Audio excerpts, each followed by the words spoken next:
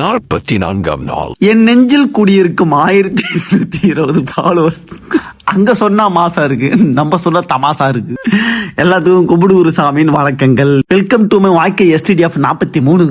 ஐயோ சாரிபா, 44 கொஞ்சம் கணக்குல வீக். இந்த அருமையான வீடியோல நம்ம என்ன புதுசா பார்க்க போறோம்னா ஒண்ணுமே இல்ல, அதே பழைய பரோட்டா பிச்சு போட்டு கொத்து பரோட்டா வைக்க போறோம். கமான் அங்க வீடியோக்குள்ள போலாம். வழக்கம் போல அட்லீஸ்ட் நான் வாரத்துக்கு ஒரு டைமாவது வழக்கத்துக்கு மாறா ஏதாவது செய்யலான்னு ஆசையா இருக்கு.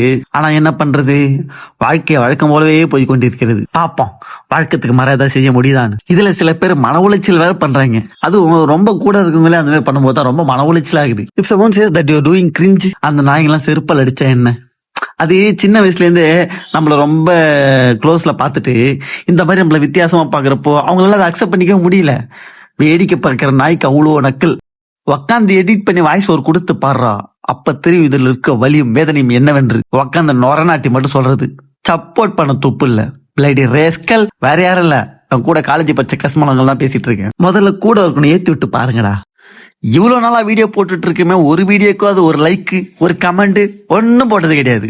எதையாச்சும் பண்ணி முன்னுக்கு வரலான்னு பார்த்தா கால் வைக்கிற இடமெல்லாம் கண்ணி வெடி வைக்கிற மாதிரி டிமோட்டிவேட் பண்றானுங்க. இதுக்கெல்லாம் அடங்குற ஆளா நான்லாம் மோட்டிவேஷனுக்கு போறதா புள்ளடா. அடுத்தவனை என்டர்டெயின் பண்றதுக்கு பேர் கிரிஞ்சுன்னா நாங்க கிரிஞ்சு பண்ணுவோம்டா. ஐயோ ஐயோ, எதையோ பேச விட்டு எதையோ பேசிக்கிறேன். சரி இதோட வீடியோ முடிச்சுக்கலாம். நாளைக்கு வேற ஒரு மொக்கையான வீடியோ பார்க்கலாம். Until then, bye from Guru, Tata. இது போன்ற மேலும் பல மொக்கையான வீடியோ பார்க்கறதுக்கு ஃபாலோ பண்ணிங்க.